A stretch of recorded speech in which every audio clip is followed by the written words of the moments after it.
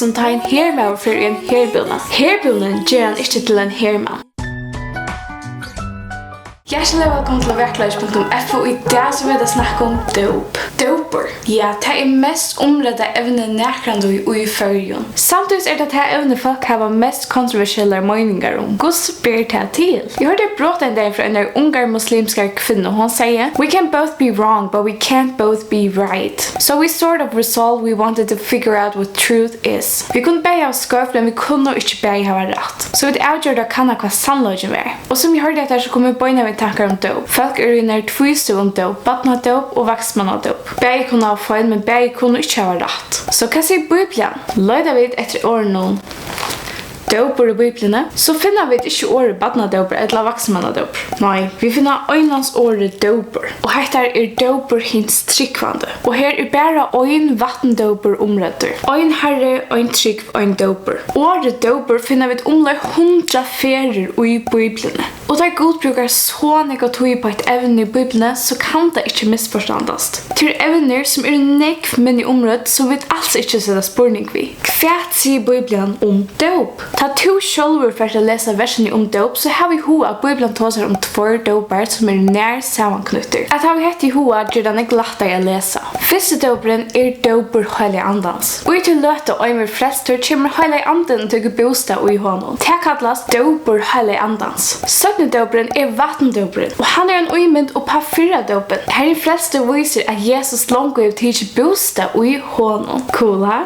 Det vil si at det samme som at personer som leser dåpa må ha skil og være bygd nok at takke imot Jesus. Vi leser om 4 dåpen, dåp Heilaga Andans, mittel annet i hesonversen. Jeg dåper tikk i vattnet, men han kommer som sterkere enn og som ikke verdt å løse skårømne tja. Han skal dåpa tikk i Heilaga Anda og elde. Johannes sier bare helt klart 4 veiene. Dåp Heilaga Andans som frelsan, og elden som dømeren for det vantrykvande. Johannes 3:18 sier, «Han ikke tror langt dømter». Griven vi hånden i dåpen som dit øyne opprørst, og i sammen vi hånden vi trunja kraftgod som røsjan opp fra hinnom deio. Og i kontekst tåser han her om dåp Heilaga Andans. At i deia Jesar en tryggvande griven, og i røsjar opp at vi trunni av Jesus. Tog vi øyne andar vår vi jo ølt døpt over 8 ligam, annakvart vi jødar eller grikkar, træler eller fras, og vi tar ølt finnes øyne anda at drekka. Her et døme om dåp Heilaga Andans. At vi 8 ligam vi trunni av Jesus.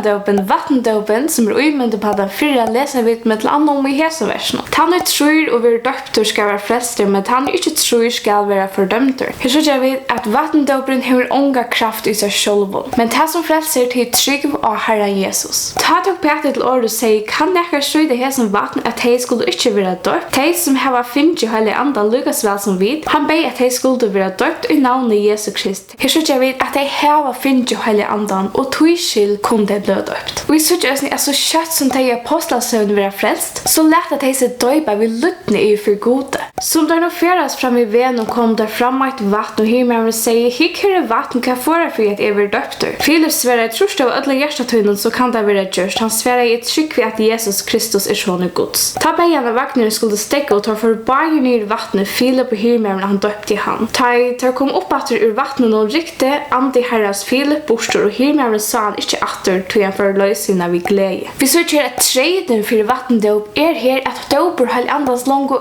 fern fram. Det vil si at treden for at hyrmævren kunne være døpter var at han longo var frelster. Av tog at han var til, så kunne Philip døpe han. Og i vers 9 så søker vi hvordan hyrmævren hever gåa samvisko, som 4 Petersbrev 3:21 snakkar om. Dåp noe som ikke at ørenske holdsens vil tidgen bort, men sjottmal i øyne gåa samvisko vi god vi opprørsten i Jesu Krist. Jeg det så tydelig og i som versen at vi vil ikke rensa fra synd i vattendåpen. Vi en årens rett en lytnesgjør for god. Etla en vittnesbord om at hin tryggvande høyre gode til. At hin tryggvande har valgt å fylgja Jesus som sin herre. Hette ikke bare en vittnesbord i for mennesken, men øyne tikknum veldun og anda her i ønskaberen som Efesos 6:12 tåsar om. Ta vi vite at bare de okkar ikke bare vi det kjennlige, men kanskje særlig vi tar ukjennlige skyldet at Hettar eller at disse døyba en tung avgjør. Satan vil fyre allt I verden ikke vi skulle bli frelst. Og tar vi det frelst, så vil han gjøre alt han kan, for jeg vil ikke skulle være god og løgn, og for jeg vil ikke skulle fortelle øren om Jesus. Og Satan vil så slett ikke at vi skulle lete oss døypa, som nemlig en luttende skjer for Herren, som vi løser. Vi kan lese om samkommende første tog, at mange tryggvande var ætsøkt og dripen for å lete seg døypa etter at de var blitt frelst. Hettar sannlegg I mange London enn han det og I det.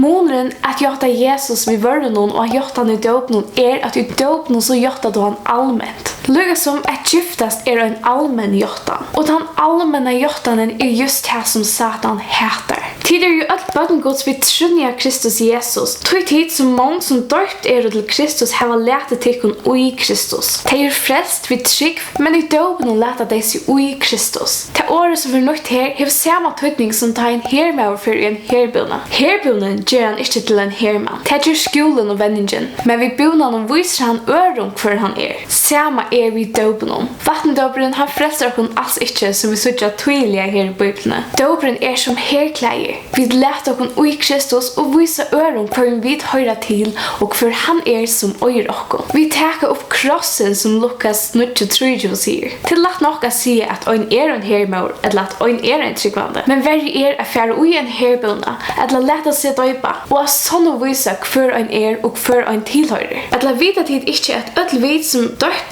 til Kristi Jesus døpt til dejan sera. Vi ta griven vi honom vi døpnen til dejan fyrir at oins og Kristus var røst opp at du fra hinn dejan vi dørt færens så skulle vi eisen liva nøyt til liv. Til vi skjermavaksen vi han vi lyk deja skulle vi eisen vera til vi lykar opprøst. Vi vita jo Hettar at gamla mennesker okkara var krossfest vi honom for jeg syndalega men skulle vera til ånds så vi skulle ikke langer tjena syndene. Hese versene viser okkur at Vatndåpuren en uimynd og på døp heile Andans. Frelsena. Vatnet en mynd av dømi og deia. Ta Jesus døye, så fører han tjøkken dømsens vøtten og deia for å teka okkara synd bostor. Vi tar at Jesus døye stegen for tryggvande, det lykka sagt at hin tryggvande døye vi Jesus. Hin tryggvande deie fra syndene, fra høymnon og fra sjølven løyvnon. Han deie fra ødlen og han vær av natur. Og fra hese stund ser god han ikke langer I synden søgnon, men han ser han og Jesus. Ta hin tryggvande lese døypa, gjørtar han allmänt. At han tidlig støv og vi Jesus og I deia og gravlegging. Og for hese stund skal han røyne vise at han øyer løyv Kristus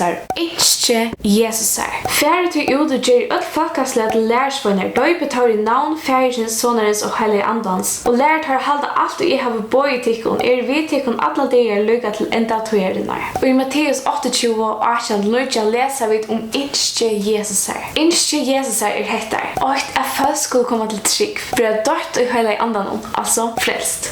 2.